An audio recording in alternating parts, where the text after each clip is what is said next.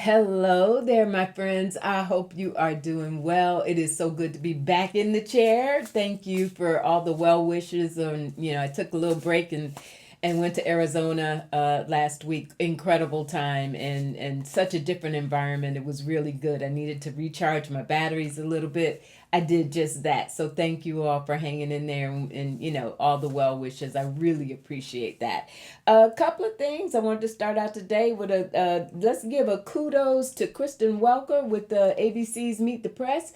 Did you all see that meltdown that Trump had yesterday when she started coming at him with the questions around the war and the fact that he promised and campaigned on no wars, and he just went like the makeup was already orange, and then you could see the rage in his face, the redness coming through the makeup. It was some really weird color that started coming out of his face, but he just jumped up and walked off like he couldn't even stand it. So kudos to Kristen Welker and just illustrating once again how he's diminished, gone.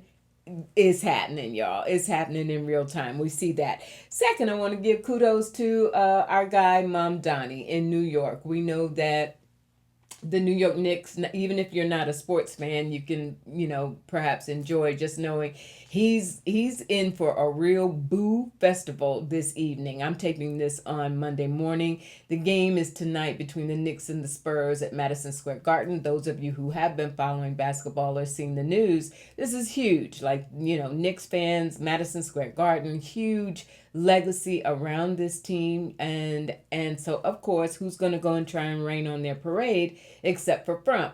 Mom Donnie, however, has said, I will not sit with him. I absolutely will not sit with him. So kudos to Mom Donnie for that. And it's going to be real interesting to see how the fans how the fans respond to that, and the booing that we'll see. Will he get up and leave out early? I wouldn't be too surprised. All right, you all, let's get down to some business. Israel Pentagon classifies Israel as at the highest threat level. Highest threat level. Israel. At the same time, there is legislation being considered by Congress to amp up, what are they calling it? I wrote it down. The National Defense Authorization Act, which is being very strongly backed by AIPAC. No surprise there. But the idea is Congress is considering, formalizing increased and heightened defense ties between Israel and the U.S. At the same time that the Pentagon is coming out and saying, hey, we have a problem here, you all. We've got some proof that Israel's been spying on the U.S., that perhaps there's been some infiltration happening. All right. So we're going to take a look at that. But first, speaking of infiltration and spying and the stakes going higher, this situation with Bill Pulte, where Trump wants him in to replace Tulsi Gabbard as the director of national intelligence, with, of course, all of his qualifications as the director of the federal housing program and his background in real estate, for real. That's one thing. Congress, especially the Senate, John Thune, I'm sorry, has, like, they're losing it. They're losing it, right? They're like, how on earth do we even find an excuse to let this one skate through? So let's take a look at that first and foremost, all right? Spirit. The nomination of Bill Pulte for Director of National Intelligence, will that go through? Will the will the Congress cave? I have the Eight of Pentacles. They are trying to figure out how to do it. Once again, how can that even be justified? Keeping in mind that Trump apparently has told Pulte his directive is dismantle the National Intelligence Agency, essentially. Spirit, will this Pulte nomination go through? The Lovers, the Decision, and the Quandary. This is a kind of grown-up deck. I had to check the imagery first. There we go. And it's a collage deck for those of you who read. It's called the Telezama deck. So the Lovers, backing up the Eight of Coins or Eight of Pentacles, They are trying to figure out how to do it. They don't want to tell Trump no.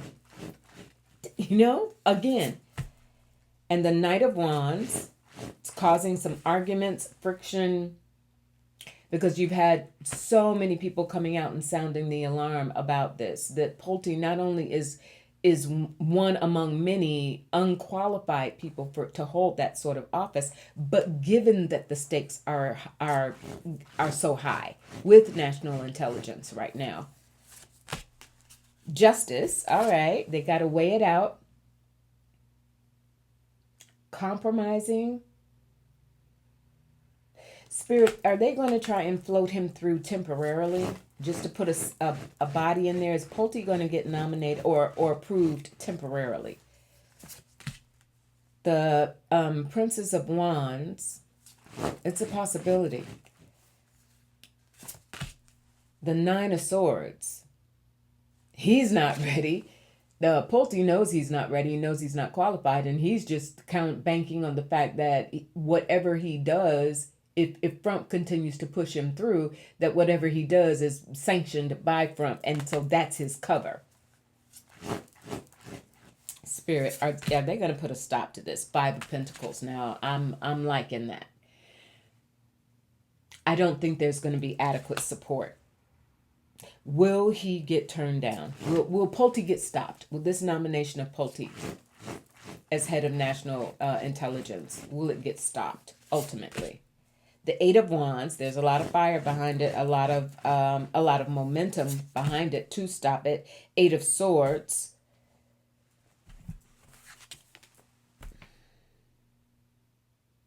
They don't want to anger Trump. There are those who are running for office, Republicans running for office, who don't want to anger him at this point in time, right? So close to the midterms. But I've got, and Spirit is confirming that Ace of Wands. But there's something that happens here, you all, where he wants Pulte for the time being, and he may try Trump. And he may try and float it as a temporary or acting sort of thing just to get congressional buy-in. And then that would be Congress's Six of Wands. That would be Congress's victory in saying, well, we didn't cave, but we're going to hold Pulte's feet to the fire in the meantime until a sufficient replacement can be found. Spirit. Will national intelligence, will there be, and now I'm seeing like anger to the point, that Ace of Wands, anger to the point where it's not even about true professionals in the intelligence committee getting fired or Pulte going in there and just trying to dismantle it. It feels like there's a backlash where those in the intelligence community who don't want to see this happen and really understand the national security risks involved are going to do something to try and stop him internally. Am I seeing that right, Spirit? Nine of Wands, persist, fight back. Fight the power, and the Last Judgment. I love that, the Judgment card. Yes, I think that's what Spirit is telling us, you all. There is sufficient pushback and outrage among the intelligence community, both those who are in jobs right now and those who have retired, who still keep in touch. There are networks. If Trump continues, and if Congress caves temporarily, like gives him just enough to put up, to appease Trump, then the revolt starts internally, and they're going to make sure that Pulte is short-lived. That's the bottom line. That judgment, Pulte's going to be short-lived, all right? But that also leads me to part 2 of what I wanted to look at today, and that is concerning security and heightened risks. You've got the Pentagon that has come out with that, which I mean, in a way, isn't that kind of surprising even, given, Kegsbrett's, um, you know, he's still over the agency that or head of the Pentagon that report actually came out, which of course is being denied by both Israel and certain factions of the U.S. No, where did this idea that Israel has been spying on the U.S. where did this even come from? How could that have even occurred? Right. All right. Here's what I want to look at. This legislation backed by AIPAC. We know that AIPAC has got their tentacles into both Democrats and, look at what's happened to Fetterman, Democrats and Republicans. Spirit, this congressional proposal to expand military cooperation, tech and otherwise, between the U.S. and Israel, is that going to go forward? Please show me what's going to happen with the NDAA. Spirit said, okay, let's talk about it. The tower blowing up. How on earth do you justify Six of Cups trying to hang on to what has been, or what continues to be this side by side wonder twin powers activate between Netanyahu and Trump, trying to keep that in place, but the hangman.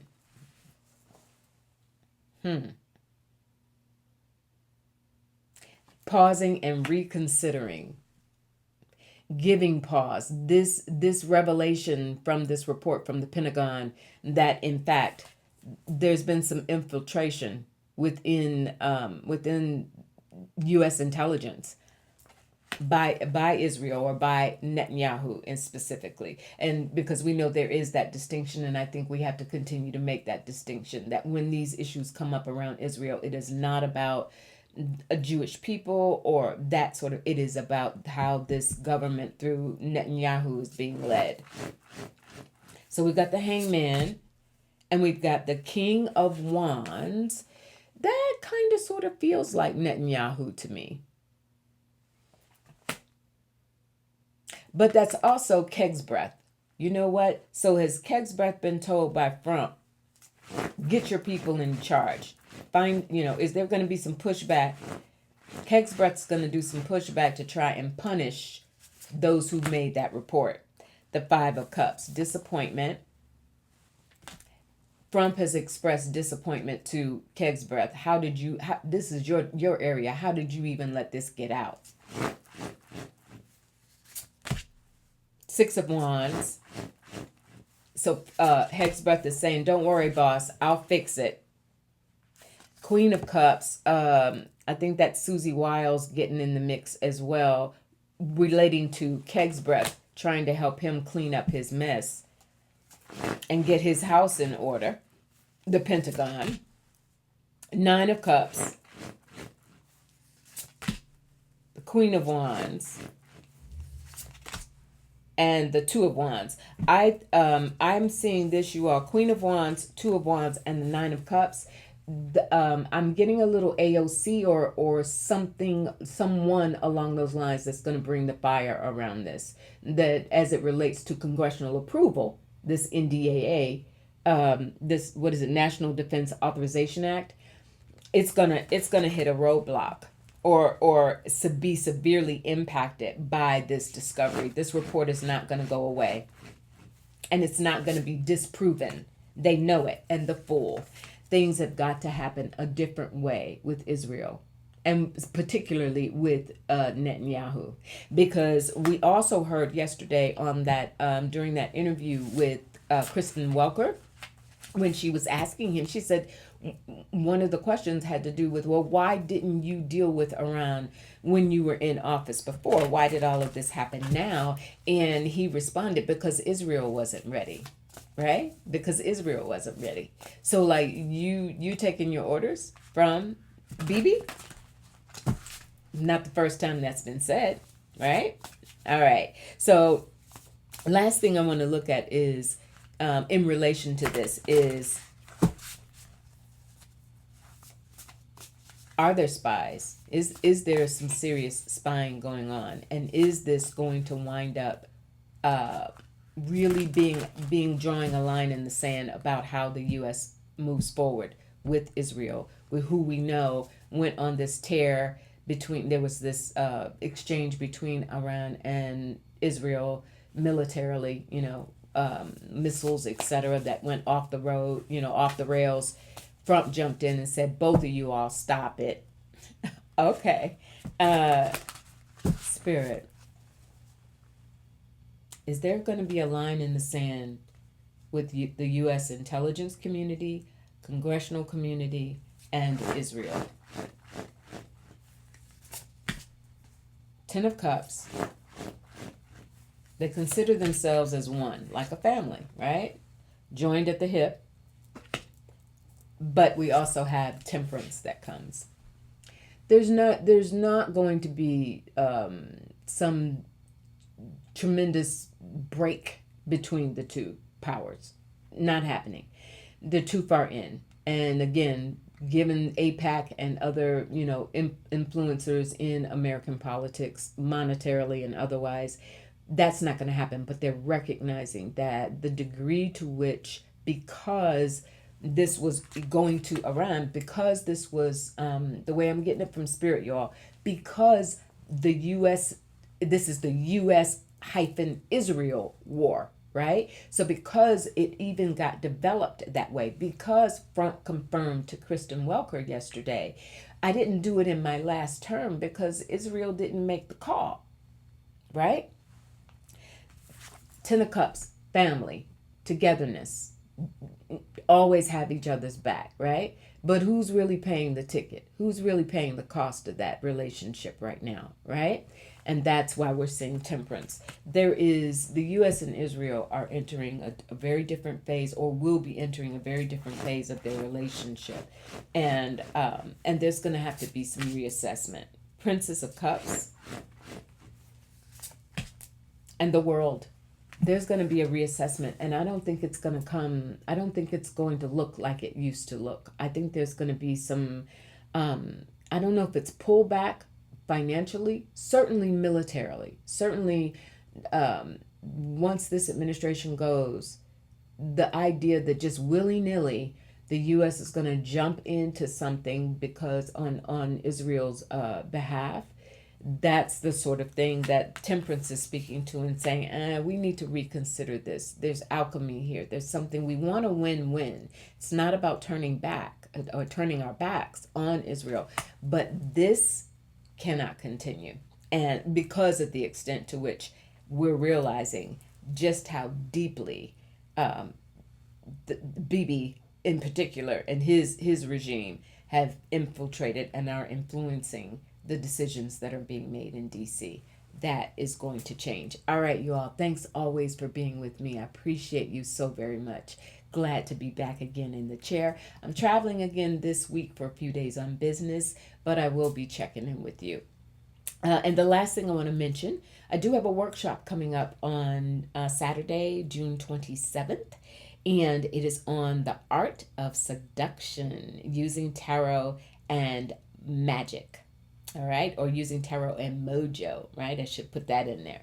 So the art of seduction, and this is going to be sort of a take on manifestation, on the law of attraction, on using your mojo and your magic, right? Keeping your vibration high and really getting some things going in your life in the ways that you seduce it. You make it want you just like you want it, all right? Hope you can make it. Would love to have you there. I'll put a link to it. It's on my website on the book online page, but I'll also put a link to it in the description box below. All right, I'll talk to you a little bit later. Bye. Oh, where am I going? Chin up, right? Chin up, shoulders back, and keep breathing. It means so much when you all repeat that back to me, and I know that it resonates, right? You can feel I live it. I know that you're living it. And I know that collectively, the fact that we live it together amplifies the energy. All right. I'll talk to you later. Bye.